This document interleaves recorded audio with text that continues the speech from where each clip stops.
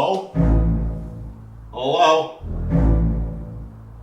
Oh, there you are, dog. Come on, we gotta do a Luigi's Mansion video. Today, we're gonna find out what the best Luigi's Mansion game is. But to get there, we are gonna have to rank the 3 main games in the series. So just excluding the 1 remake. And that's just because my complaints with this are really just down to the controls since it's on a handheld, so it would be redundant to include both. But if you're curious, I like it a bit less than the original. This video is gonna have laughs, scares, and a reveal of my next video at the end of this one, all coming up on the extra special finale episode of the Infinite Bits Halloween Extravaganza! So there's only 3 games in this ranking here, but that means I'll have a bit more time to talk about them, so think of this as 3 reviews, one after another, for the price of 1. But anyways, let's get this spooky show on the road with Luigi's Mansion Dark Moon. The second game in the series, and this time it has a lot more variety throughout the adventure. For starters, we now have 5 mansions to explore that are also all neighbors with one another. Yeah, we're in the rich part of town this time. But this allows for 5 distinct locations that allow for more variety, and each of them really nail their theming. But I wouldn't be praising this aspect this much if it was just a visual difference now. So luckily, each mansion uses their unique theming to create new puzzles or new interesting gameplay sections. Like look at this slide through the Ice Mansion. It's a fun change of pace, alright? Then there's a lot of cool interactions with the toads this time, because now they're used in escort style missions. While okay, on the surface an escort mission isn't the most appealing, these guys are more used to solve puzzles. You can even shoot them with your vacuum. Plus these toads have a lot of characters, so it's fun to have them around. And that is also true with the entire game really. It has so much charm and character to it. There's a lot more cutscenes this time, and they all do a great job to show Luigi's scared and funny personality. Plus you got this new ghost dog guy, so he's pretty cool too.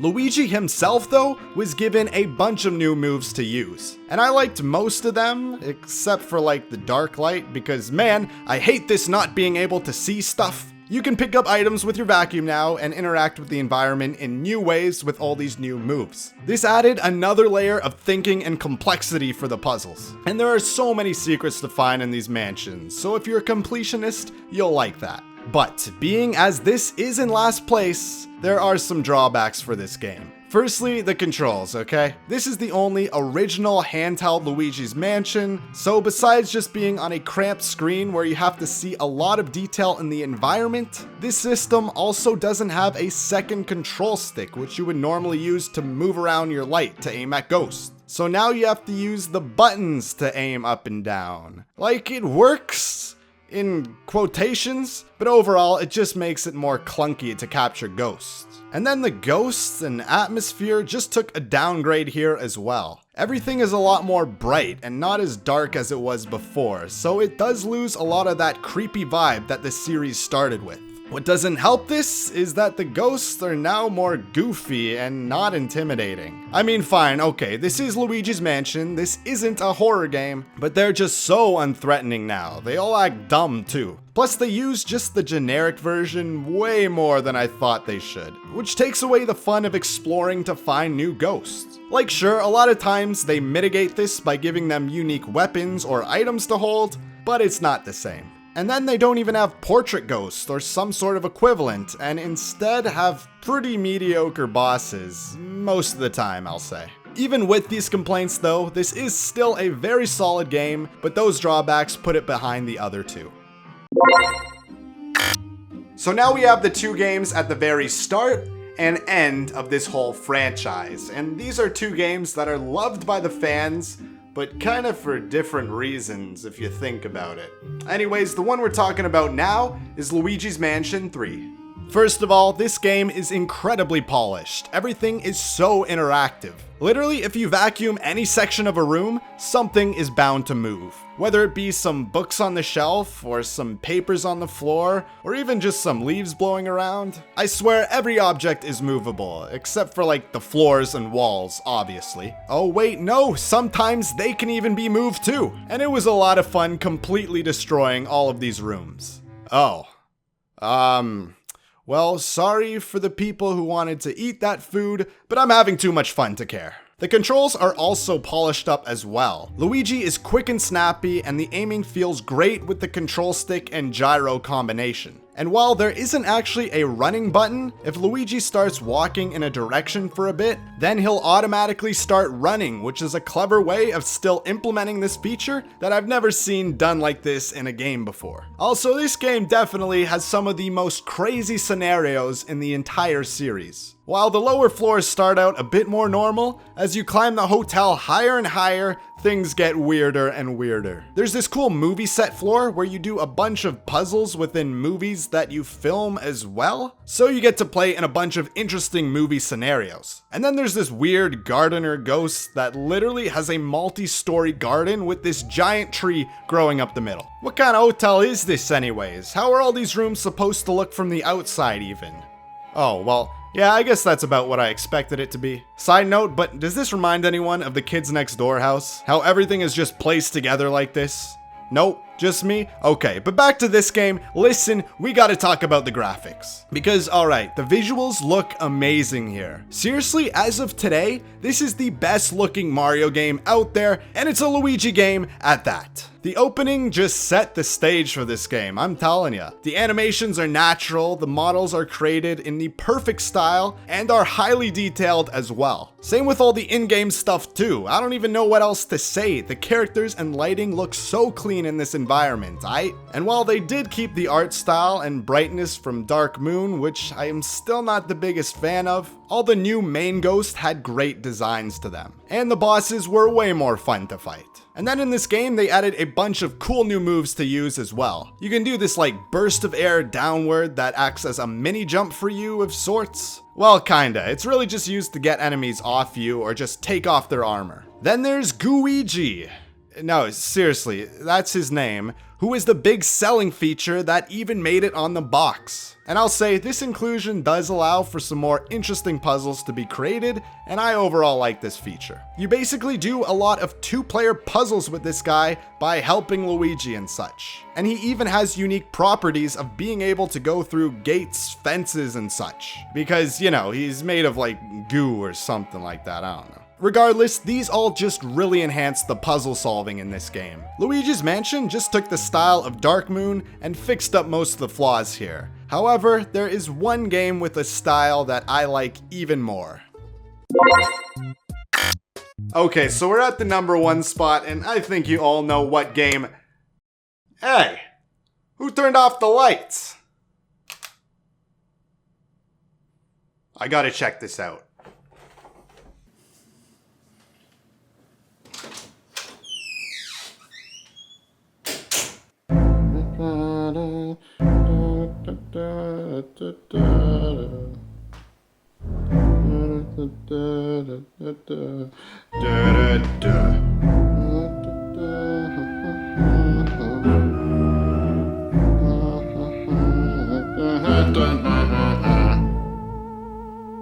Oh yeah! The original Luigi's Mansion.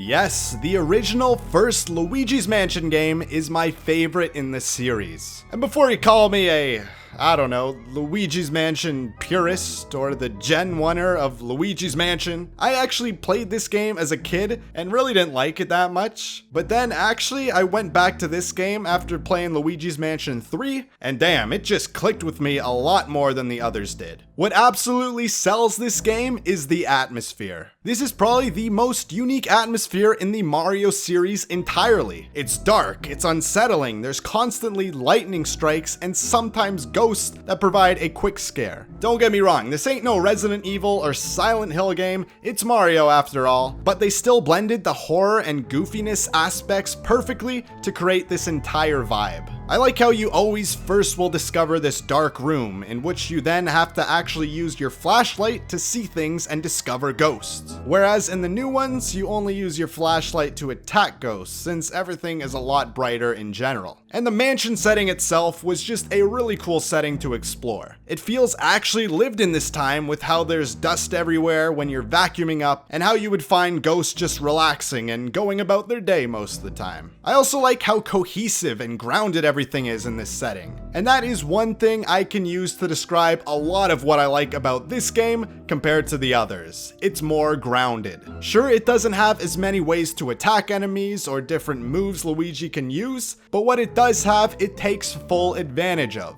All of the elemental powers you get are a lot of fun to use, the puzzles for how you reveal a ghost heart are fun to solve, and I even just like sucking up the ghosts more in this game than the others. There's no fancy smash or slam, it's just a lot more satisfying and skillful to use your vacuum here. I love all the ghost capturing sound effects and how you just get pulled all around while trying to vacuum them. The gameplay overall outshined the others, I'd say. Even the music enhances this. I love the main creepy yet simple theme that plays as you roam these halls. And the fact that Luigi is humming the tune is a nice touch. And what's even more of a subtle detail is that when you're on low health, he'll still hum the tune, but his voice will sound all frightened and quivery, further showing how scared he actually is. These are great details. And I just like how the whole game is structured. How the mansion acts as one big puzzle box for you to explore. It's very non-linear, so you're always backtracking to find new keys, which further unlock new areas. And they give a simple yet very effective map to make traversing easier. The other two games had more of a linear approach with their mission structure in Dark Moon, and how everything is separated into floors, which kind of act like the levels in the third game. But here, it actually feels like you're fully exploring this place in a very organic manner.